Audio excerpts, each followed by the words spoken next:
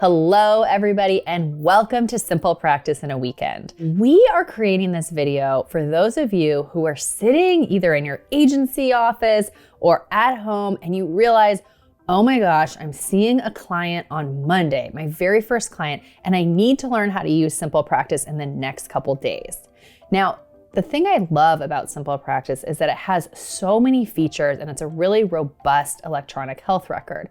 But there's times in life where we just need to learn how to do the basics of using Simple Practice so we can get started seeing clients.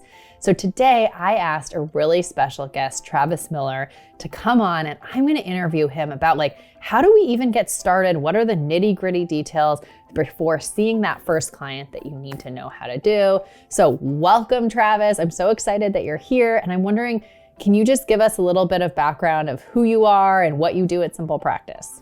Thanks, Kelly. Yeah, I'm really happy to be here. I work at Simple Practice as a video producer, so this is kind of funny for me to be on the other side of the camera here. You'll see some edits where I've chopped out some of my ums and pauses, but we're gonna break it up into 4 sections. One where we just get kind of comfortable with Simple Practice and navigating around. We'll set up some of the settings that you're gonna need. And then we'll get into things like how to set up your paperless intakes, how to do your billing, and how to do your notes. Those are kind of the 4 areas that I wanna focus on because those are things you're gonna be doing every day anyways. So getting really comfortable with them now will really benefit you in the long run. Oh, totally. This is gonna be a process, right? It's not gonna be perfect. You're not gonna learn how to do every single thing, but you really can't mess up Simple Practice. You're not gonna break it.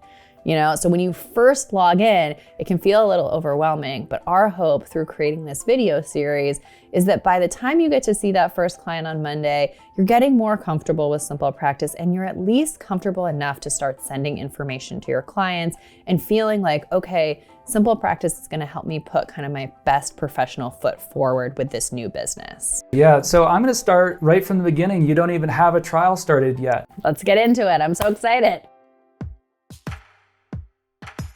So the first thing when you start a trial, we have this little wizard that kind of walks you through some of the basic setup. So go ahead and start doing this.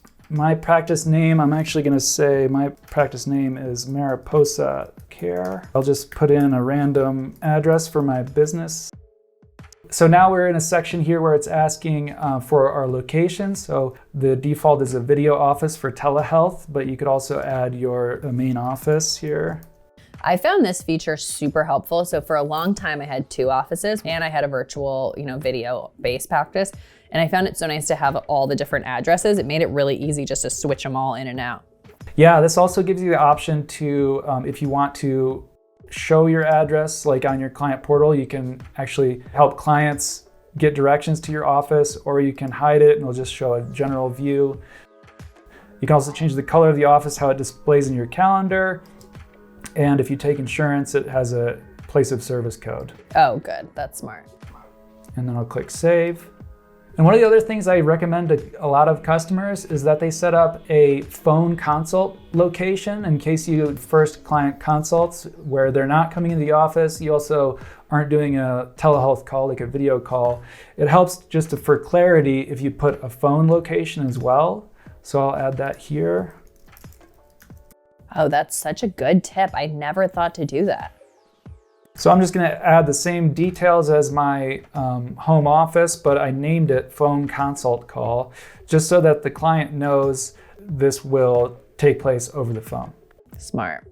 Later, we'll add your phone number that you want them to call. So I'll click next.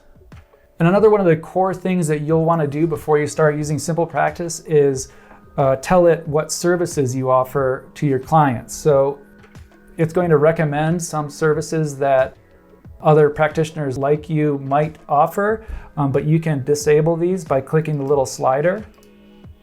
You can set them as inactive, or you can add a new service if you want to just by clicking add down here at the bottom. And then you put in the service code. Let's see, family therapy. You put in your rate. You put in your duration of that appointment. Choose if you want to allow it for online appointment requests. That's a more of an advanced feature, so I would recommend just turning that off for now because you can look at that later. And then click save. So I would recommend if you don't use these services that are listed here to make them inactive. So I'm gonna turn off a couple of mine here, but I am gonna leave 90834 psychotherapy and the initial consultation, no charge active here. Yeah. And click next. I would say, like, I don't know about you, but the one I use the most is the 90834, or sometimes the family therapy one. And the other thing, if you're watching this video, that you might not be aware of is these codes are called CPT codes. And this helps insurance companies if your clients are submitting some of their super bills or applying for insurance reimbursement. It helps the insurance companies know what you're billing for. So, you know, sometimes you might have used these, whether it's at an agency setting or somewhere else. But if you haven't, it's worthwhile to do a little research on what codes specifically you're going to use. And you can do that by literally just Googling CPT codes. Absolutely. The CPT codes are searchable in this service section, so you can start typing the CPT code and it will come up for you. Another thing to note is that what if you see this service here, it has some presets, but this is not actually the rate that you offer a different rate. So just go ahead, click edit is what I clicked here next to the service, and then set your rate, change the duration if you'd like, and click save. And then click next. Now it's asking us for our availability. This is useful for online appointment requests, but if you don't want to use this feature, you don't need to use it. You can click the trash can icon to delete that availability, or you can leave it as is and click next. Now it's asking me, am I in part of like a group practice? You can always add more people to your practice or to your SimplePractice account as you need to. So just select however many people that you anticipate working with in your practice and click next. And now it's just summarizing everything. Looks great. Finish setup. All right, so we just finished setup, and now here we are on the SimplePractice homepage, which is the calendar. So one thing I always like to tell therapists about this SimplePractice calendar is you're gonna start to get really comfortable here. Right now, when you first log in or when you first make an account, this might feel really overwhelming, but you're gonna spend the majority of your time here. And if you just take it piece by piece, you're gonna get super comfortable with this. And I actually end up loving this view. It's more simple than you think. So just hang on, it's gonna all make sense. Yeah, and something you'll notice here is we have a client already. Jamie Appleseed is our test client. And we provide that in your account so that you can test certain features, send them intakes, things like that. You'll see in the lower right, this little pop-up Get Started checklist. These are some more important things for you to go through and personalize. So we'll go through the next item on here, add yourself as a test client. So I'll go ahead and just click add yourself as a test client. And that will lead me through this process with these little pop-ups. You're gonna start by clicking create and then create client. And so at the top, you can see there's the option for an adult client, a minor client, or a couple. So SimplePractice works with each of these different client types in a different way. With a minor client, you can add their parent or legal guardian as a contact and communicate with them individually.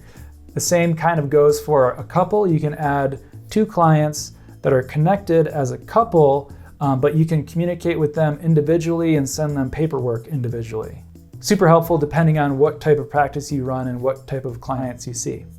Kelly, in your practice, you see a lot of teens, right? Yeah, I see a lot of teens. So I use these minor features, a lot. And I really make sure that I have the parents' information and the teenager's information. Because depending on the age of the teenager, maybe if they're driving, they might be scheduling their own appointments. And a lot of times parents will leave that up to them. So it's really good in those initial phone calls to get everybody's information. Yeah, that's really great. So in that case, you'd add the teen as the client here, and then next to it, there's a tab for contact where you'd add their legal guardian or other contact here. But for now, let's just add a adult client because that is the most straightforward. So I encourage you to do this yourself. Add yourself as a test client with whatever fun name you want to put in there. Make sure to add an email address. And so maybe you have a personal email address or another email address that you can get emails at, but make sure it's a real address because in the next step, we're going to actually send intake paperwork. So you'll be able to log in as a client. So you'll just need access to that email. So I'll add my email. And then below this, there's a couple quick settings that you can customize for your client. So I'll enable email reminder.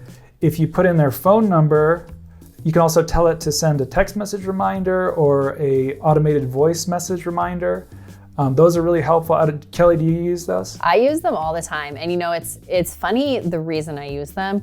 I think this really ups your professionalism with clients. I don't know about you, but like my dentist sends these to me and my doctor sends them to me, but I didn't used to get them from therapists and now I do. And I think they're just seen as a little next step in professionalism and clients really like them. Yeah, so being able to offer this feature is really just a value add, I would say. But then at the bottom, we have the default location that this client will be seeing you. So I'm gonna select main office and then click continue. And so after you add a client, it'll automatically pop up to the send intakes screen. We're gonna get to this later. For now, you can click cancel in the lower left corner and then cancel and exit. So then you'll just land on your client profile here. It did not send intakes right now, but you can always do that later. But for right now, I really wanted to just show you what the client profile looks like. You could call it your chart, basically. This is where all your documentation and billing will live for this client. So this is another page that it's important to get really comfortable with because you'll be here often. I use this page all the time for my clients. I mean, I often will take notes there. I'll generate super bills from here. I mean, I use this all the time. Yeah, so we're gonna dig into this page later in this series of videos. We're gonna talk all about how to add notes and how to do your billing. But for right now, I just wanted to show you what it looks like. Let's jump back to the calendar by clicking the SimplePractice logo in the upper left. The next thing that we're gonna do in this video is review the calendar. So I'm going to just click the Getting Started button here to kind of hide that menu so we can see the calendar. To the right of that Getting Started is a little question mark icon. This is where you'll contact the support team in case you need to ask questions. So let's just look at this calendar. Right now it's showing us just one work week. We can also up at the top change it to day view or month view if you want to get a big picture look. Over to the right, there's options for your offices, filters, and availability. Those are some kind of customization options. And then over to the left, this is a menu of the main areas that you'll be in your practice. Your client list is here. Right now it's only one client, so you'll be adding to that soon. Yeah, you'll be surprised how quickly that fills up. Yeah, and actually at the end of this course, we'll show you how to start adding more of your clients. Or if you have a client list that you're exporting out of another application, there's a process to import those. So below that is billing. This is a billing summary page.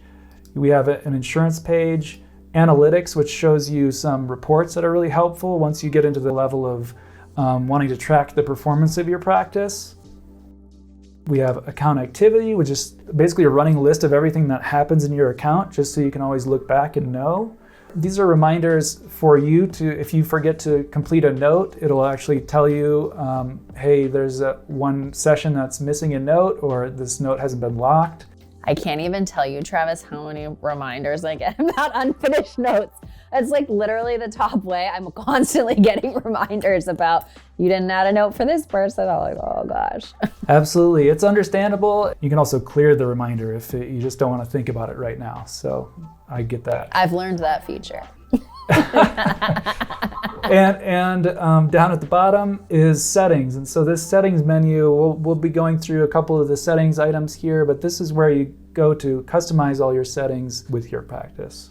I just want to jump in here and remind people, again, this might be looking overwhelming. If you haven't seen this before, I want you to think about maybe the first time you saw a social media, interface, or the first time you logged into your computer. All of this, this gets to be second nature. Like, you know where everything is, but it just takes a little time. So really be patient with yourself. Try not to get overwhelmed by looking at all of it. Yeah, that's a really good point. And it does take time. All of the things that we're going to review, it's like a muscle memory thing that you just need to do repetition with. If you want to set aside some time now to practice, or you can skip to the next video in the series. Again, we set this up to span over the weekend so you can break it up into little chunks, so get into that learning mindset, and then also make sure to take a walk and step away. That's a great idea. Go get a coffee, and then we'll see you in the next video.